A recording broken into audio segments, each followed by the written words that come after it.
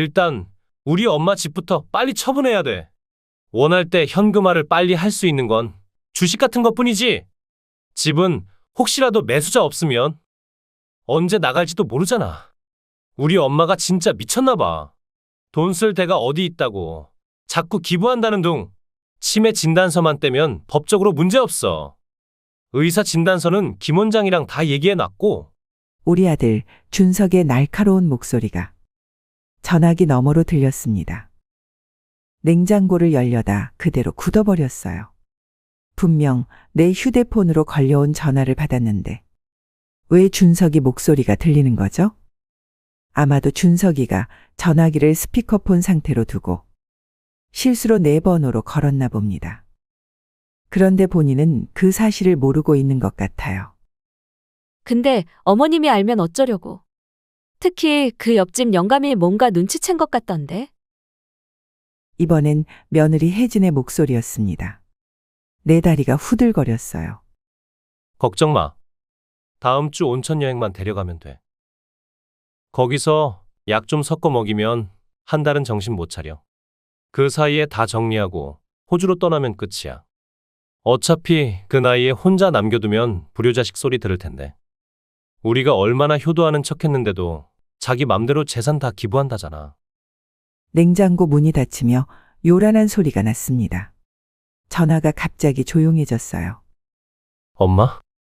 혹시 거기 계세요? 준석의 목소리가 갑자기 다정해졌습니다. 손이 떨려 전화를 바닥에 떨어뜨렸어요. 심장이 터질 듯이 뛰었습니다. 아니. 여보세요? 준서가? 엄마, 지금 어디예요? 냉장고 소리가 들렸는데. 응, 주방에 있어. 그냥 물 마시려고. 그런데 엄마, 혹시 방금 우리 통화 내용 다 들으신 거예요? 침묵이 흘렀습니다. 어떻게 대답해야 할지 몰랐어요. 내 유일한 아들이 그것도 남편을 닮아 늘 진중하고 효심 깊었던 준석이가 응, 아니야. 뭔 이야기를 말하는 거니?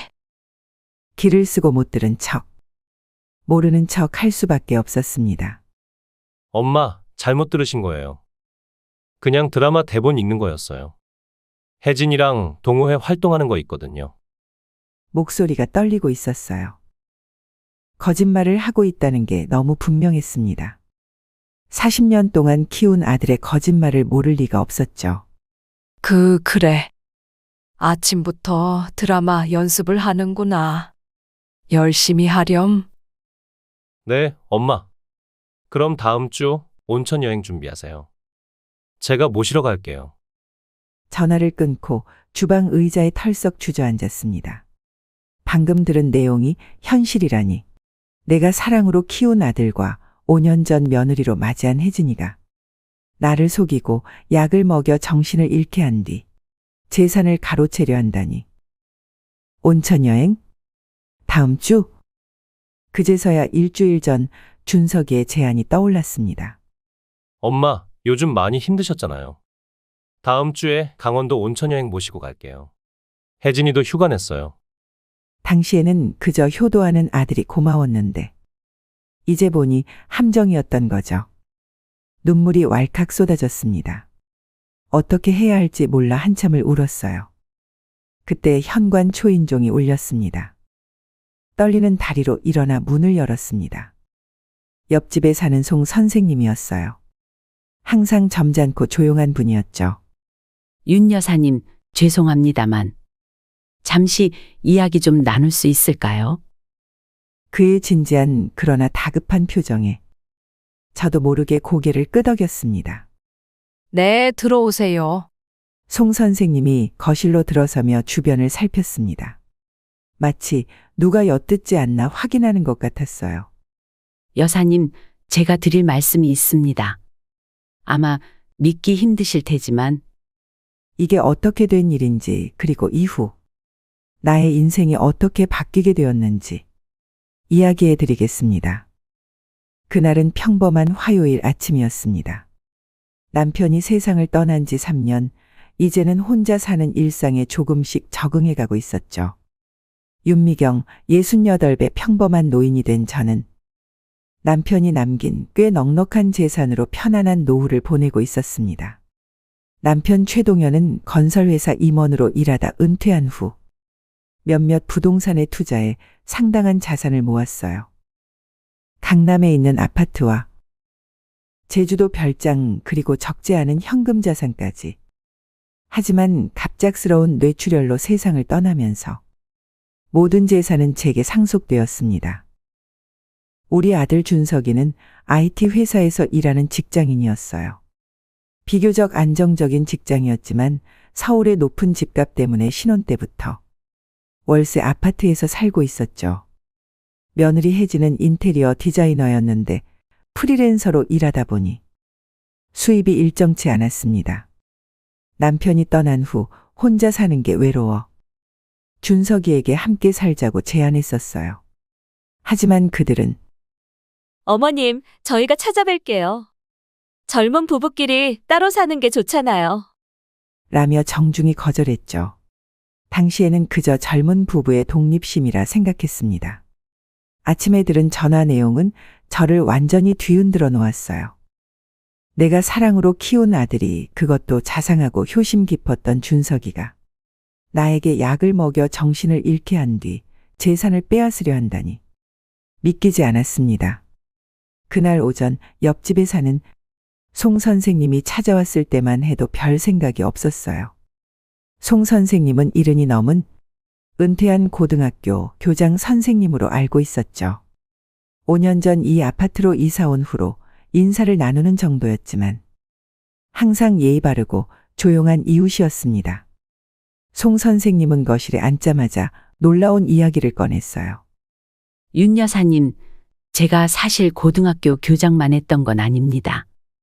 은퇴하기 전 20년간 법무법인에서 법률 고문으로도 일했지요. 의아한 표정으로 그를 바라보았습니다. 그렇군요. 근데 갑자기 그런 말씀을. 어제 저녁 제가 아파트 지하 주차장에서 차를 주차하고 있는데 우연히 준석 씨와 혜진 씨의 대화를 듣게 되었습니다. 송 선생님의 표정이 심각해졌어요. 그들이 여사님의 재산을 노리고 있습니다. 온천 여행이라는 명목으로 여사님을 속여 데려간 뒤 약을 먹여 정신 상태를 혼미하게 만들 계획을 세우고 있더군요.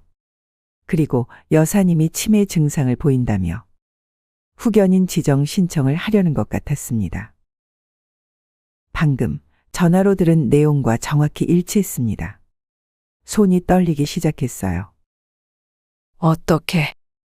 어떻게 그런 일이.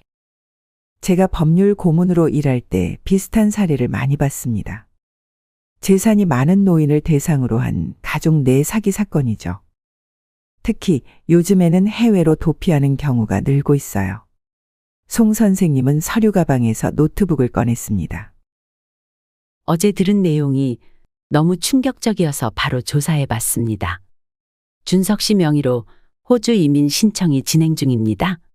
그리고 그가 노트북 화면을 돌려 보여주었어요. 부동산 사이트였는데 거기에는 분명히 저희 아파트 사진과 매물 정보가 올라와 있었습니다. 매도자 이름은 최준석. 내 아들이었어요. 이게 말도 안 돼요. 이 집은 아직 제 명의인데. 바로 그겁니다. 아마도 위임장을 위조했거나 아직 실제 매매 계약은 이루어지지 않았지만 중개업소에서 광고를 올린 단계인 것 같습니다. 다행히 등기부 이전 절차는 시작되지 않았을 겁니다. 온몸이 얼어붙는 것 같았어요. 더 놀라운 것은 제가 방금 전화로 들은 내용이었습니다. 사실 방금 전에 우연히 준석이와 혜진이의 통화를 듣게 되었어요. 제 휴대폰으로 전화가 왔는데 제가 받았는데도 그들 목소리가 들리더라고요. 아마 준석이가 스피커폰 상태에서 실수로 제게 전화를 건 것 같아요. 송 선생님의 눈이 커졌습니다. 그들이 뭐라고 했습니까? 떨리는 목소리로 방금 들은 내용을 모두 말했습니다. 송 선생님은 심각한 표정으로 고개를 끄덕였어요. 증거가 생겼군요. 통화 내용이 녹음되었으면 좋았을 텐데. 녹음은 안 됐어요. 너무 놀라서. 괜찮습니다. 이미 충분한 정황 증거가 있어요. 여사님, 지금 당장 여사님의 모든 재산 상태를 확인해야 합니다. 통장, 부동산 서류, 인감도장. 모두 안전한지 확인하세요. 송 선생님의 말에 급히 서재로 향했습니다. 남편이 쓰던 금고를 열어 서류들을 확인했어요. 다행히 인감도장과 부동산 권리증은 그대로 있었습니다. 하지만 이상한 점을 발견했어요. 송 선생님, 통장이 없어요. 지난주에 분명히 여기 넣어뒀는데. 송 선생님의 표정이 더욱 심각해졌습니다. 서둘러야 합니다. 제 후배가 변호사인데 그에게 연락해 보겠습니다. 그 전에 여사님의 주거래 은행에 연락해서 계좌 상태를 확인하고 모든 거래를 즉시 중지시켜야 합니다. 그날 오후는 정신없이 흘러갔습니다. 은행에 전화해 보니 최근 2주 동안 제 계좌에서 상당한 금액이 인출되었다고 했어요. 모두 준석이 명의의 계좌로 송금된 것이었습니다. 충격의 말을 잇지 못했어요. 송 선생님의 소개로 만난 박 변호사는 상황을 듣고 즉시 행동에 나섰습니다. 일단 법원에 지급정지 가처분 신청을 하겠습니다. 모든 계좌를 동결시키고 부동산 거래도 중지시키겠습니다. 다행히 위조된 전자문서 위임장 증거가 있어 신속하게 처리할 수 있을 겁니다. 하지만 박 변호사가 망설이더니 말을 이었습니다. 준석 씨가 이미 인출한 돈은 추적이 필요합니다. 그리고 인감 도용 여부도 조사해야 해요. 무엇보다 여사님의 안전이 걱정입니다. 특히 그들이 약물을 사용하려 했다는 점이. 그 말에 온몸에 소름이 돋았습니다. 내 아들이, 그것도 착하고 효심 깊었던 준석이가 나에게 약을 먹여 정신을 잃게 하려 했다니. 당분간 제 집에 머무르시는 게 어떨까요? 송 선생님이 제안했습니다. 준석 씨가 여사님을 의심할 수도 있으니 평소처럼 행동하면서 증거를 더 모으는 게 좋겠습니다. 그날 밤 송 선생님의 집에서 하룻밤을 보냈습니다. 옆집이라 급한 일이 있으면 바로 돌아갈 수 있었죠. 하지만 잠을 이룰 수 없었어요. 남편이 평생 모은 재산을 지키는 것보다 내가 그토록 사랑으로 키운 아들이 나를 배신했다는 사실이 더 가슴 아팠습니다. 다음 날 아침 준석이에게서 전화가 왔습니다. 엄마, 잘 주무셨어요? 어제 갑자기 전화가 끊겨서 걱정했어요. 마치 아무 일도 없었다는 듯 다정한 목소리였습니다. 가슴이 찢어지는 것 같았지만 최대한 평소처럼 대답하려 노력했어요. 응, 잘 잤어. 어제는 갑자기 송 선생님이 오셔서 이야기하느라 바빴네. 전화기 너머로 잠시 침묵이 흘렀습니다. 송 선생님이요? 무슨 일로요? 그냥 동네 노인의 모임 이야기 때문에.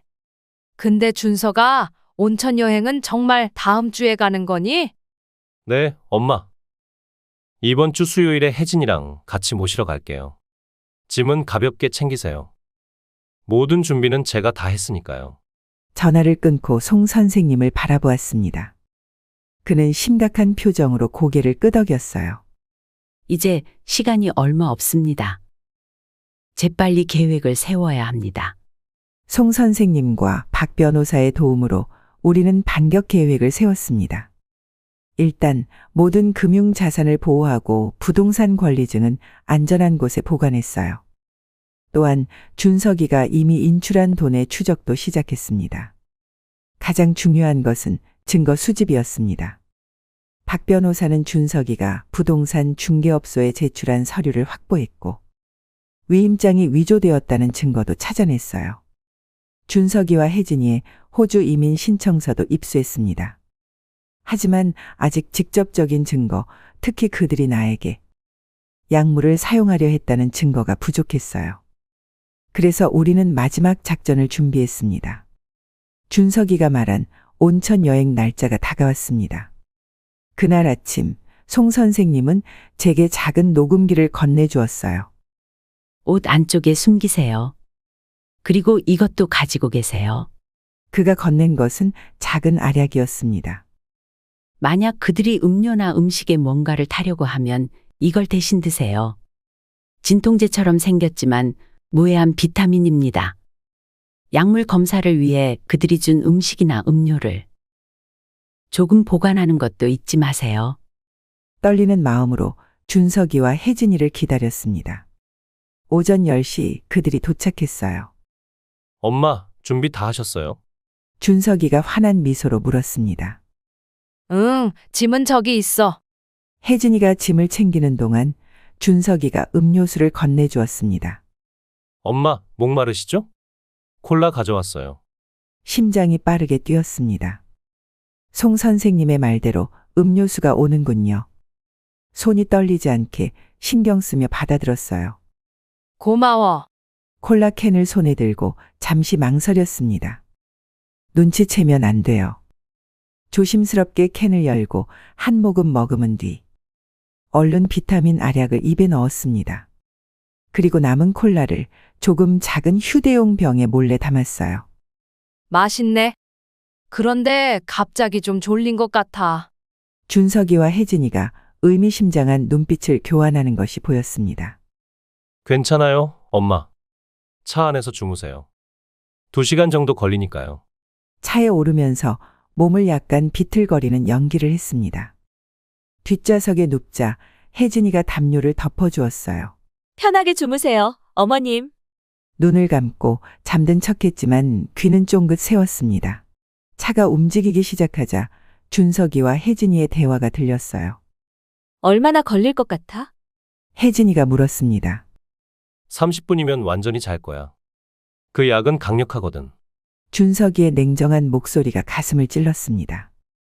그래도 너무한 거 아니야? 어머님인데. 지금 와서 무슨 소리야? 이미 계약금도 받았고 비행기 표도 샀잖아. 어머님은 요양원에서 잘 지낼 거야.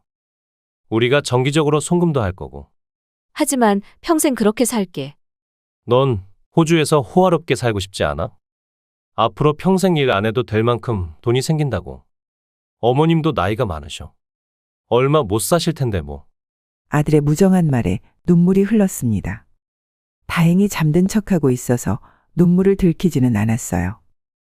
차는 서울을 벗어나 계속 달렸습니다. 하지만 이상하게도 강원도 방향이 아니었어요. 1시간쯤 지났을 때 차가 멈췄습니다. 도착했어. 준석이의 목소리가 들렸어요. 살짝 눈을 떠 밖을 보니 낯선 건물 앞이었습니다. 평안 요양원이라는 간판이 보였어요. 온천이 아니라 요양원이었던 거죠. 그때였습니다. 갑자기 경찰차 사이렌 소리가 울려 퍼졌어요. 깜짝 놀란 준석이와 혜진이가 주변을 두리번거렸습니다. 이게 무슨... 경찰차 3대가 우리 차를 둘러쌌고 송 선생님과 박 변호사도 함께 나타났습니다. 무슨 일이에요? 혜진이가 겁에 질려 물었어요. 나는 일어나 앉았습니다. 준석이의 눈이 커졌어요. 엄마? 이게 어떻게? 그만 연기해도 돼, 준서가. 떨리는 목소리로 말했습니다. 다 알아버렸어. 그 순간 경찰들이 차 문을 열었습니다. 최준석 씨, 사기 및 노인학대 혐의로 체포합니다. 박 변호사님이 전자문서 위임장 위조와 약물 사용 계획에 따른 긴급 체포 영장을 신청했고 법원이 받아들였습니다. 차에서 내려주세요. 준석이의 얼굴이 창백해졌습니다. 혜진이는 울음을 터뜨렸어요. 엄마, 이게 무슨 짓이에요? 우리는 그냥 온천 여행을? 거짓말 그만해. 목소리가 떨렸습니다. 내 콜라에 약을 탄 것도, 내 집을 몰래 팔려고 한 것도, 내 통장에서 돈을 빼간 것도 다 알아. 호주로 도망가려고 했다는 것도. 준석이의 표정이 순간 일그러졌다가 이내 차갑게 변했어요. 그래, 알았으면 어쩔 건데. 어차피 증거 없잖아. 그냥 노망난 노인네의 헛소리로 취급될 거야? 그 말에 송 선생님이 앞으로 나섰습니다. 증거는 충분합니다. 위조된 위임장, 불법 인출된 통장 내역, 그리고 그가 제 옷에서 녹음기를 꺼냈어요. 방금 차 안에서의 대화도 모두 녹음되었습니다. 준석이의 얼굴이 하얗게 변했습니다. 저는 차에서 내려 준석이 앞에 섰어요. 네가 어떻게 이럴 수 있니? 내가 평생 널 위해 살았는데. 그러니까 엄마, 재산도 내 거여야 하는 거 아니야? 엄마는 평생 호의호식하면서 나는 월세 신세로 살게 하고 이제 와서 다 기부한다고. 아버지 재산인데. 그건 네 아버지가 나한테 남긴 거야. 그리고 난 너희에게 함께 살자고 했잖아. 네가 거절했지? 같이 살면 뭐해요? 엄마 눈치 보며 살아야 하는데. 게다가 엄마가 돈 쓰는 거 보면 금방 다 날릴 것 같았어요. 우리가 꼭 필요한 사람들한테 써야죠. 그의 차가운 말에 가슴이 찢어지는 것 같았습니다. 하지만 더 이상 눈물은 나지 않았어요. 대신 분노와 결단력이 생겼습니다. 너희들 내가 정말 사랑했던 내 아들과 며느리가 맞니? 어떻게 이럴 수가 있지? 준석이가 비웃듯 웃었습니다. 사랑? 엄마는 사랑이라는 게 뭔지 알아. 아버지 장례식 때 울지도 않았잖아. 아버지가 그렇게 고생해서 모은 돈을 당신 마음대로 쓰려고 하고. 저도 모르게 손이 올라가 준석이의 뺨을 때렸습니다. 소리가 요양원 마당에 울려 퍼졌어요. 이 못된 자식아. 내가 울지 않았다고? 네가 뭘 안다고 그래? 너희 아버지랑 약속했어. 마지막엔 울지 말고 웃으면서 보내주자고. 내가 얼마나 목이 메어 더 이상 말을 잇지 못했습니다. 준석이는 차가운 눈빛으로 저를 바라보았어요. 어쨌든 이제 끝이네요. 엄마가 이겼어요. 축하해요. 경찰이 준석이와 혜진이를 체포해 경찰차에 태웠습니다. 혜진이는 계속 울었지만 준석이는 끝까지 냉정한 표정이었어요. 그 모습을 보며 가슴이 무너져 내렸습니다. 내가 사랑으로 키운 아들이 어쩌다 이렇게 변했을까? 송 선생님이 다가와 어깨를 토닥여 주었습니다. 괜찮으세요, 윤 여사님? 너무 충격받지 마세요. 그제서야 다리에 힘이 풀렸습니다. 송 선생님의 부축을 받아 차에 올랐어요. 집으로 돌아가는 길, 창밖으로 흐르는 풍경이 모두 흐릿하게 보였습니다. 그날 이후로 내 인생은 완전히 달라졌습니다. 준석이와 혜진이는 사기 및 노인학대 혐의로 재판을 받게 되었어요. 박 변호사의 도움으로 강력한 증거들이 제출되었고 결국 둘 다 유죄 판결을 받았습니다. 준석이는 끝까지 반성하지 않았어요. 오히려 재판 과정에서 어머니가 치매 증상을 보여 걱정했다며 변명했죠. 하지만 의사 진단서와 녹음된 대화 내용으로 그의 주장은 모두 거짓으로 밝혀졌습니다. 가장 아픈 건 준석이가 법정에서 한 말이었어요. 어머니는 항상 아버지만 생각했어요. 저는 그저 아버지의 대체품이었죠. 제 성공이나 행복보다 항상 아버지의 유산이 우선이었습니다. 그 말을 들었을 때 가슴이 찢어지는 듯 했습니다. 정말 내가 그랬나?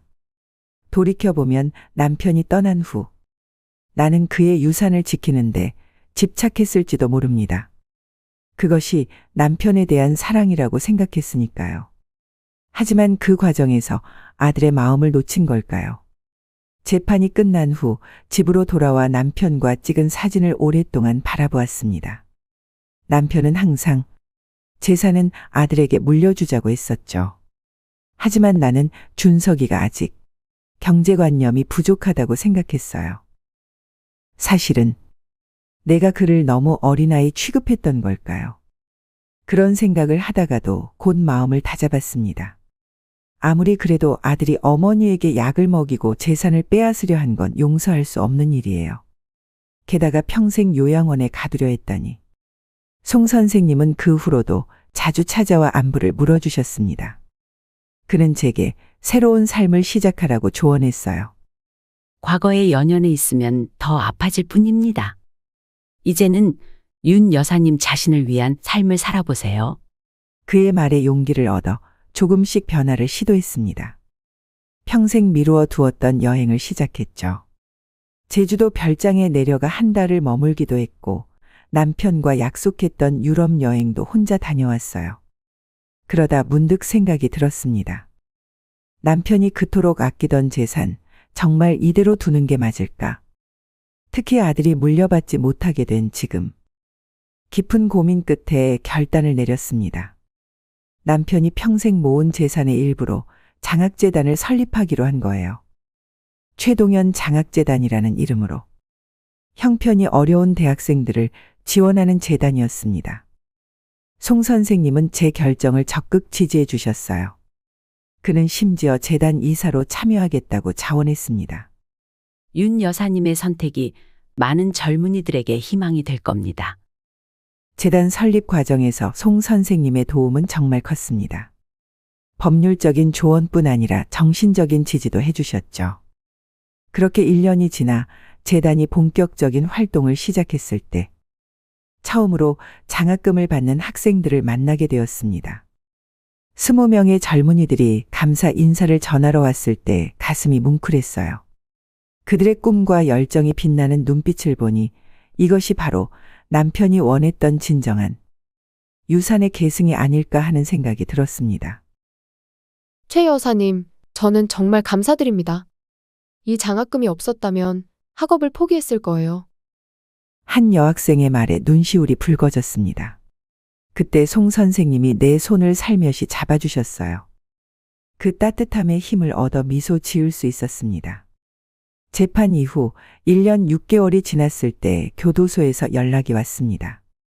준석이가 만나고 싶다는 내용이었어요.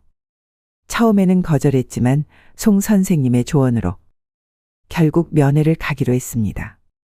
가보세요. 아직 못다 한 말이 있을 겁니다. 그게 치유의 시작이 될 수도 있어요. 떨리는 마음으로 교도소를 찾았습니다. 면회실에서 마주한 준석이는 많이 야위어 있었어요. 한때 자신감 넘치던 그의 눈빛은 사라지고 지친 모습만 남아 있었습니다. 엄마, 그가 먼저 입을 열었습니다. 왜 보자고 했니? 차갑게 물었습니다. 준석이는 잠시 침묵하다가 고개를 숙였어요. 사과하려고요. 정말 미안해요. 그의 목소리가 떨렸습니다. 하지만 저는 냉정함을 유지했어요. 이제 와서 무슨 사과야? 내가 나를 평생 요양원에 가두려고 했잖아. 제가 미쳤었나 봐요. 돈에 눈이 멀어서. 돈? 그게 다야? 난 내가 그냥 돈이 필요해서 그런 줄 알았어. 빚이 있다거나. 준석이가 고개를 저었습니다. 빚은 없었어요. 그냥 욕심이었어요. 호주에 가서 새 삶을 시작하고 싶었던 거죠. 여기선 아무리 해도 내 집 한 채 마련하기 힘든데 엄마는 그 큰 아파트에 혼자 사시고 그래서 날 없애려고 했다고? 약을 먹여서? 그건 처음엔 그런 의도가 아니었어요. 그냥 좀 잠깐 정신을 못 차리게 하려고. 그런데 혜진이가 알아본 약이 생각보다 강했나 봐요. 정말 죄송해요, 엄마. 준석이의 눈에서 눈물이 흘렀습니다. 하지만 제 마음은 여전히 아팠어요. 혜진이는 어떻게 지내? 이혼했어요. 감옥에 들어오고 얼마 안 돼서. 연락도 끊었고요. 갑자기 준석이가 이야기를 꺼냈습니다. 엄마, 재단 설립했다면서요. 교도소에서도 그 소식이 들렸어요. 놀라움을 감추지 못했습니다. 어떻게 알았지? 응, 너희 아버지 이름으로 장학재단을 만들었어. 준석이는 씁쓸하게 웃었어요. 역시 아버지가 우선이시네요. 그게 무슨 말이니? 아버지 이름으로 재단을 세우셨잖아요. 결국 아버지의 뜻대로. 순간 화가 치밀었습니다. 너희 아버지가 원한 건 내가 물려받는 거였어? 근데 내가 그렇게 배신했으니 어쩔 수 없었던 거야. 그 말에 준석이는 깊은 한숨을 내쉬었습니다. 그래요. 내 잘못이죠. 근데 엄마, 솔직히 말해봐요. 엄마는 나를 진심으로 아들로 생각했어요. 아니면 그냥 아버지의 대를 이을 사람으로만 봤나요? 그 질문에 가슴이 철렁했습니다. 정말 내가 준석이를 그렇게 대했나? 무슨 소리야? 물론 내 아들이지. 정말요? 그런데 왜 제 의견은 한 번도 물어보지 않으셨어요? 아버지 회사 물려받으라고 강요하고 제가 하고 싶은 IT 공부는 쓸데없는 짓이라고 말했잖아요. 기억이 하나둘 떠올랐습니다. 준석이가 대학 시절 컴퓨터 공학을 전공하고 싶다고 했을 때 내가 반대했던 일, 남편의 건설회사를 물려받기 위해 토목공학을 선택하게 했던 일, 그건 네 미래를 위해서였어. 제 미래요? 아니면 아버지의 유산을 지키기 위해서였나요? 침묵이 흘렀습니다. 정말 내가 그랬나? 아들의 꿈보다 남편의 유산을 더 중요하게 생각했던 걸까? 그건 내가 잘못 생각한 것 같구나. 미안하다. 그제서야 진심 어린 사과의 말이 나왔습니다. 준석이도 놀란 듯 했어요. 엄마, 그래도 그건 내가 이런 짓을 할 이유가 되진 않아. 아무리 그래도 어머니에게 약을 먹이고 재산을 빼앗으려 하다니. 준석이가 고개를 숙였습니다. 알아요. 용서받을 수 없는 짓이에요. 그래도 이제라도 솔직하게 말하고 싶었어요. 엄마가 아버지만큼 저를 사랑해 주셨다면 제가 이런 선택을 하지 않았을지도 모르겠다고. 그 말이 가슴을 찔렀습니다. 어쩌면 준석이 말이 맞을지도 모릅니다. 남편을 잃은 후 나는 그의 유산을 지키는 데만 집중했을지도 몰라요. 그리고 아들은 그저 그 유산을 이어받을 사람으로만 봤던 건 아닐까? 엄마도 미안하구나. 처음으로 진심 어린 대화를 나눈 것 같았습니다. 준석이의 눈에도 진정한 반성의 빛이 보였어요. 엄마, 저도 정말 미안해요. 용서해 달라는 말은 감히 못하겠지만 그래도 알아주세요. 제가 정말 후회하고 있다는 걸. 면회 시간이 끝나갈 무렵 준석이가 마지막으로 말했습니다. 엄마, 그 재단 정말 좋은 일 하시는 거예요. 아버지도 분명 자랑스러워 하실 거예요. 그 말에 작은 미소가 지어졌습니다. 완전한 용서까지는 아직 멀었지만 조금씩 치유되어가는 기분이었어요. 그로부터 또 1년 반이 지났고 준석이는 3년의 실형을 마치고 출소했습니다. 그동안 저는 재단 일에 더욱 매진했어요. 최동현 장학재단은 점점 규모를 키워가고 있었습니다. 이제 송 선생님은 단순한 이웃이 아닌 제 인생의 중요한 조력자가 되었습니다. 그의 지혜와 따뜻함이 없었다면 저는 아마 아직도 과거의 상처 속에서 헤매고 있었을 거예요. 어느 날 송 선생님이 특별한 제안을 했습니다. 윤 여사님, 저희 재단에 새로운 프로그램을 시작하면 어떨까요? 교도소 재소자들의 갱생을 돕는 프로그램 말입니다. 순간 준석이의 얼굴이 떠올랐습니다. 그와의 관계는 아직도 어색했어요. 어떤 프로그램인가요? 재소자들에게 교육 기회를 제공하고 출소 후 취업을 돕는 프로그램입니다. 특히 IT 교육이 효과적이라고 해요. 준석이가 원래 하고 싶어 했던 분야였습니다. 좋은 생각이네요. 한번 시작해 봅시다.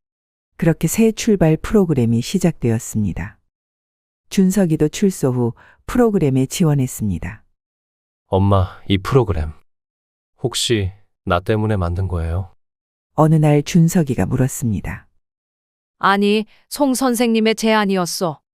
하지만 내가 IT를 좋아했다는 걸 기억해서 더 흔쾌히 승낙했지. 준석이의 눈에 감동의 빛이 어렸습니다. 고마워요, 엄마. 시간이 흐르면서 준석이는 프로그램에서 두각을 나타냈어요. 그는 꾸준히 공부해 IT 자격증을 여러 개 취득했고 재단의 IT 담당자로 일하기 시작했습니다. 처음에는 많은 직원들이 의아해했지만 그의 진심 어린 노력과 실력을 보고 점차 인정하게 되었어요. 송 선생님은 준석이에게 특별한 관심을 보였습니다. 마치 자신의 아들처럼 조언하고 이끌어 주셨죠. 덕분에 준석이는 점점 자신감을 찾아갔어요. 석방 후 5년이 흘렀습니다. 이제 저는 75살이 되었고 송 선생님은 80이 되셨어요. 우리는 여전히 재단 일을 함께하고 있었습니다. 준석이는 재단의 IT 팀장으로 승진해 많은 혁신적인 프로그램을 도입했죠. 어느 날 준석이가 조심스럽게 제안했습니다. 엄마, 제가 새로운 프로젝트를 시작하고 싶어요. 가족 화해 프로그램이라고. 가족 간의 갈등으로 어려움을 겪는 사람들을 돕는 프로그램이에요. 그의 진지한 표정을 보니 가슴이 뭉클했습니다. 좋은 생각이구나, 준서가. 제가 직접 경험했으니까 다른 가족들이 우리처럼 되지 않도록 도와주고 싶어요. 그날 저녁 송 선생님과 함께 차를 마시며 준석이의 제안에 대해 이야기했습니다. 정말 많이 변했네요. 준석 씨가. 송 선생님이 미소 지으며 말했어요. 네, 정말 다른 사람이 된 것 같아요. 사람은 누구나 실수를 해요. 중요한 건 그 실수를 인정하고 바로잡으려는 의지죠. 조용히 고개를 끄덕였습니다. 송 선생님이 없었다면 이런 결말은 없었을 거예요. 그날 오래된 집 현관 초인종이 울렸을 때 그분이 내게 건넨 경고가 없었다면 송 선생님, 물어봐도 될까요? 왜 그때 저를 도와주셨나요? 다른 사람들은 모두 모른 척 했을 텐데. 송 선생님은 잠시 생각에 잠기더니 천천히 대답했습니다. 제 어머니가 비슷한 일을 당하셨거든요. 큰형이 재산을 노리고. 하지만 당시에는 아무도 도와주지 않았어요. 어머니는 큰 충격을 받으시고 그의 목소리가 잠시 떨렸습니다. 혼자서 돌아가셨습니다. 그래서 다짐했어요. 다시는 그런 일이 내 눈앞에서 일어나도록 두지 않겠다고. 송 선생님의 손을 잡았습니다. 그의 따뜻한 손길이 제게 얼마나 큰 위로가 되었는지 모릅니다. 정말 감사해요. 선생님이 아니었다면 지금의 저도, 준석이도 없었을 거예요. 송 선생님의 눈가에 미소가 번졌습니다. 우리 모두 서로에게 도움이 되었네요. 저도 윤 여사님과 재단 일을 하면서 제 인생의 의미를 찾았으니까요. 창밖으로 노을이 지고 있었습니다. 아름다운 주황빛 하늘을 바라보며 생각했어요. 인생은 참 예측할 수 없는 여정이구나. 가장 어두운 순간에 만난 이웃의 경고가 내 삶을 완전히 바꿔놓을 줄이야. 과거의 아픔은 여전히 가슴 한구석에 남아있지만 이제는 그 아픔도 내 삶의 일부로 받아들일 수 있게 되었습니다. 그 아픔이 있었기에 지금의 행복과 평화를 더 깊이 느낄 수 있으니까요. 어쩌면 인생의 진정한 의미는 이런 게 아닐까요? 고통스러운 배신을 겪고도 다시 신뢰할 수 있는 용기. 상처를 입고도 다시 사랑할 수 있는 마음. 그리고 넘어져도 다시 일어나 새로운 길을 찾아가는 의지. 송 선생님의 작은 경고 한마디가 내 인생을 구했습니다. 그리고 그 구원은 다시 많은 사람들에게 희망이 되었죠. 마치 작은 돌멩이가 잔잔한 호수에 던져져 만드는 파동처럼 우리의 선한 영향력은 계속해서 퍼져나갈 것입니다. 오늘도 저는 감사한 마음으로 하루를 마무리합니다. 창가에 서서 별이 빛나는 밤하늘을 바라보며 작은 기도를 올립니다. 고마워요. 당신이 보내준 경고 덕분에 저는 새로운 삶을 찾았습니다. 이제 저도 누군가에게 그런 경고의 목소리가 되어주고 싶습니다. 창문을 닫으며 미소 짓습니다. 내일은 또 어떤 새로운 시작이 기다리고 있을까요? 긴 사연 들어주셔서 감사합니다. 이 사연을 지혜로운 지인분들의 카톡과 밴드, 단톡방에 공유해 주시면 감사드리겠습니다. 오늘도 이렇게 저희 채널에 사연을 들어주신 모든 분들의 가정에 행복과 평안이 가득하시길 바라며 특히 오늘도 홀로 계신 부모님들께서는 늘 건강하시고 따뜻한 하루하루를 보내실 수 있기를 진심으로 기도드립니다.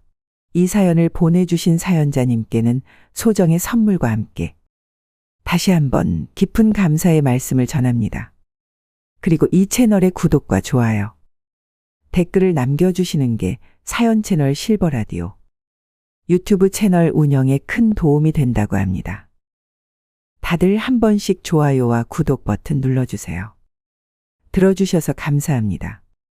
오늘도 건강하고 좋은 하루 보내세요.